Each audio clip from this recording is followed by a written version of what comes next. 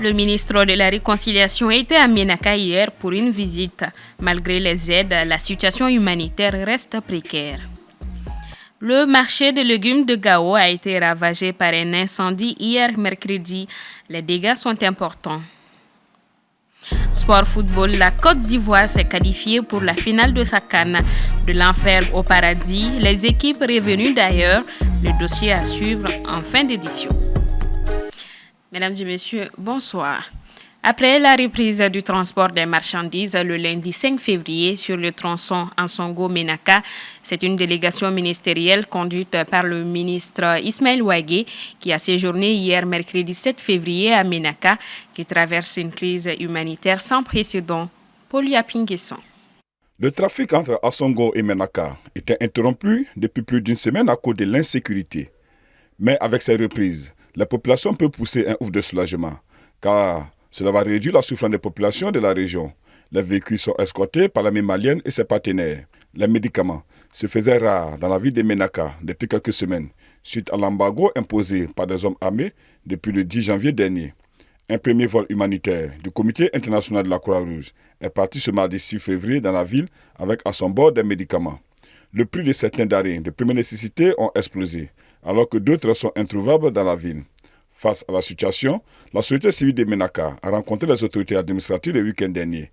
Après cette rencontre, elle s'est réunie ce mardi 6 février avec les organisations non gouvernementales qui œuvrent dans la zone. On voudrait mettre les points sur les i pour que la population puisse équitablement bénéficier des interventions des ONG dans le cadre de l'urgence. Nous avons des PDI ici, c'est pourquoi nous voulons, avec le gouverneur, rencontrer ses partenaires, échanger, ensemble chercher une solution.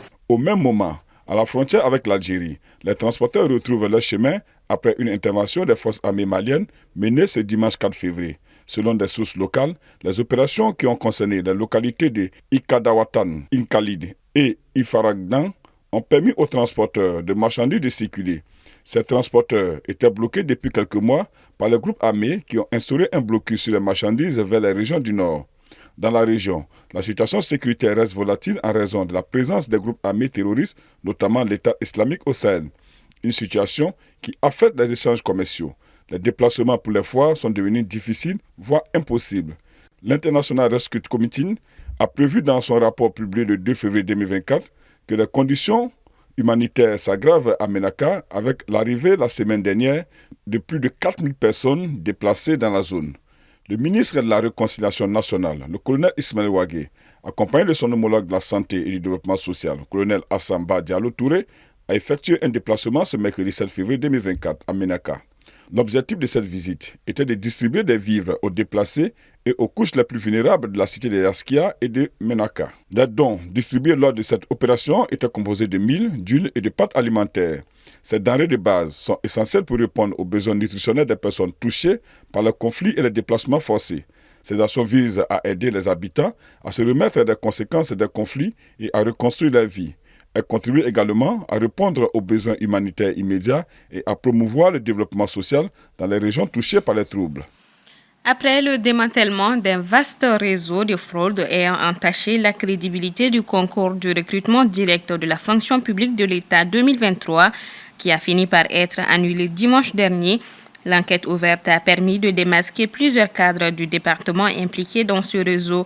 Parmi ces personnes qui seraient mises aux arrêts figurent le chef de cabinet et plusieurs chargés de mission du dit ministère. Hier, mercredi 7 février 2024, le grand marché de Gao, souvent désigné sous le nom de marché aux légumes, a été ravagé par un incendie.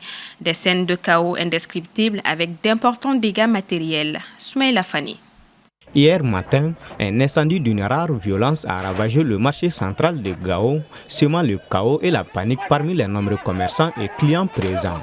Les flammes, attisées par le vent, ont rapidement embrassé les étals de légumes frais et secs, de poissons et de viande, provoquant une épaisse fumée noire qui a envahi les lieux. L'origine de cet incendie est due à des commerçants qui travaillent avec des groupes électrogènes. Et c'est à partir de là-bas où les groupes ont pris feu et du coup ça a atteint l'ensemble du marché où pratiquement rien n'est resté, tout est parti en fumée.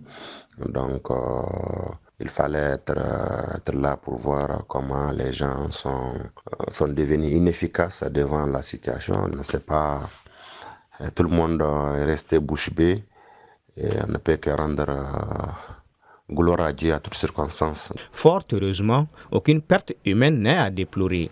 Cependant, les dégâts matériels sont importants.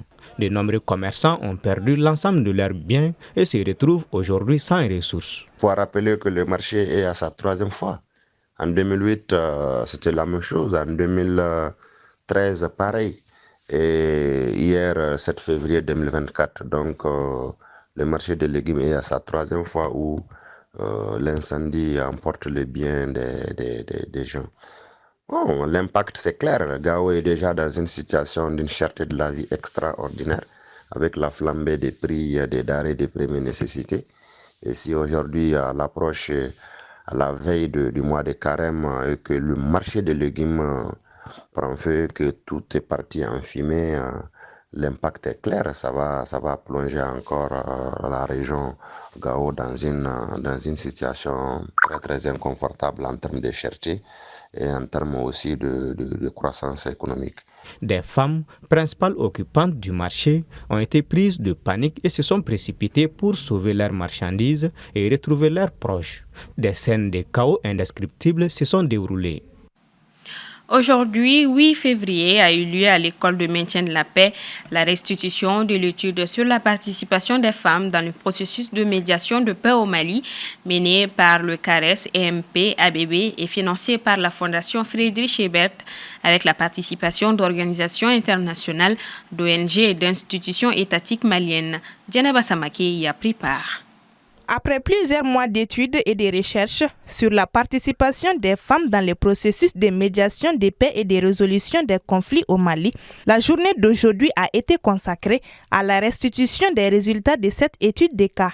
Vous savez, notre pays, notre région est en conflit, et fait face à des problèmes sécuritaires quand même depuis plusieurs années, plusieurs décennies.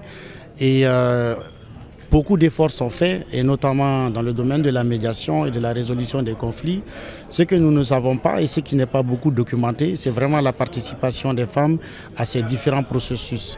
Et cette étude nous donne cette opportunité, en tout cas de documenter cette participation, de comprendre et d'informer les différentes parties prenantes, acteurs de la recherche, de l'intervention et de la formation pour une meilleure implication des femmes dans les processus futurs de médiation et de résolution des conflits. Si on a constaté une chose, je pense, elle est déjà connue, mais c'est toujours bien pour réitérer que le rôle des femmes dans le processus de paix et de médiation, c'est crucial. On doit parler avec tout le monde, on doit avoir un processus inclusif qui a donné la possibilité de tout le monde d'exprimer leur opinion. Et bien sûr, ça s'inclut, et notamment le rôle des femmes dans ce processus.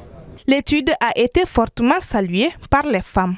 Cette étude de cas, il faut dire que vraiment c'est à saluer parce qu'enfin un document va apparaître, je le crois bien, sur lequel la participation des femmes va sortir, celles qui ont joué un rôle.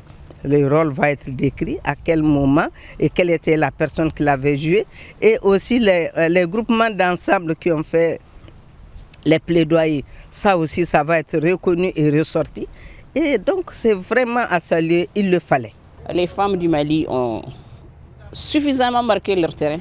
Malheureusement, au niveau national, ça ne se sent pas. Les universitaires pratiquement n'ont rien écrit. Et même les structures avec lesquelles les femmes travaillent, je n'ai pas senti quelque chose qui ressemble à ça. Là aussi, je pense que c'est justice rendue et c'est des choses qui doivent être corrigées pour voir ce que les femmes du Mali ont eu à faire dans la gestion des crises de 91 jusqu'à ce jour. L'objectif de cette étude était de documenter la participation des femmes aux différents processus de médiation et de résolution des conflits. Après la présentation des résultats de l'étude, des experts ont été invités autour d'une table ronde pour échanger et pour débattre les résultats obtenus. Des histoires à présent fabuleuses comme nous en offre le football. Les éléphants de la Côte d'Ivoire au bord de l'élimination vont disputer la finale de la CAN sur leur terre. Avant la Côte d'Ivoire, d'autres sélections avaient réussi des exploits monumentaux. Suivons ce reportage de Assetoumani Koulibaly. Le miracle ivoirien se poursuit. Il est à une rencontre de faire d'un presque éliminé un champion d'Afrique. Après sa déroute face à la Guinée équatoriale 4-0, les Ivoiriens étaient au bord du précipice. Qualifiés à la faveur de la victoire du Maroc, les éléphants ont d'abord éliminé le Sénégal, tenant du titre, le Mali à 10-11 dans les ultimes secondes du match et enfin la RDC hier sur un but de Sébastien Haller pour s'offrir une finale sur ses terres. La défaite face aux Zalang national a été le déclic pour les Ivoiriens comme le confie Emers Faye, à qui les rênes de la sélection ont été confiés après l'humiliation. Quand on revient 2 semaines en arrière et la défaite ici même contre la Guinée équatoriale, on était loin de s'imaginer que 2 semaines après on se qualifierait pour notre finale, parce que c'est notre CAN. Mais en tout cas très très content, c'était un match qu'on a un peu plus maîtrisé que les 2 précédents, même si on a eu par moments des périodes où c'était un peu plus compliqué. Mais voilà, dans l'ensemble, je pense que la victoire est méritée. Aujourd'hui, c'est tout un peuple qui se rêve en champion d'Afrique. Et les similitudes historiques les amènent à y croire encore plus. Le Portugal, victorieux de l'Euro en 2016, en est une illustration. Lors de cet Euro, Cristiano Ronaldo et ses coéquipiers n'ont pas remporté une seule rencontre dans le groupe F. L'équipe n'a obtenu que 3 résultats nuls contre l'Islande, l'Autriche et la Hongrie. C'est donc parmi les meilleurs 3e qui s'est qualifié la Seleção. En 8e de finale, il élimine la Croatie avant de renouveler et de battre la Pologne en quart de finale. Après avoir battu le pays de Galles en demi-finale, le Portugal s'impose en finale face à la France sur ses terres en dépit de la blessure de Cristiano Ronaldo durant le match. Il y a 30 l'Angleterre et de la France. Après une défaite contre les Anglais, seule une victoire pouvait leur permettre de poursuivre l'aventure. Cette année-là, l'équipe de Peter Schmeichel, surnommée la Danish Dynamite, crée la surprise et s'impose 2-1 face aux Bleus. Le Danemark élimine les 3 derniers vainqueurs et... Crise énergétique. Les Maliens broient du noir, c'est la une du journal du Mali cette semaine. Depuis plusieurs mois, les Maliens subissent une crise énergétique sans précédent dans le pays et plusieurs secteurs d'activité sont fortement impactés. Vous retrouverez d'autres articles dans ce numéro 461 sur les conseils communaux de dissolution et de questions, l'impact économique du retrait de la CEDEAO ou encore Sénégal, Macky Sall et l'opposition. À lire et télécharger sur www.journaldumali.com. Bonne lecture à vous, mesdames et messieurs. Merci d'avoir suivi sur 1945. À demain, même heure, même chaîne. Bonsoir à tous.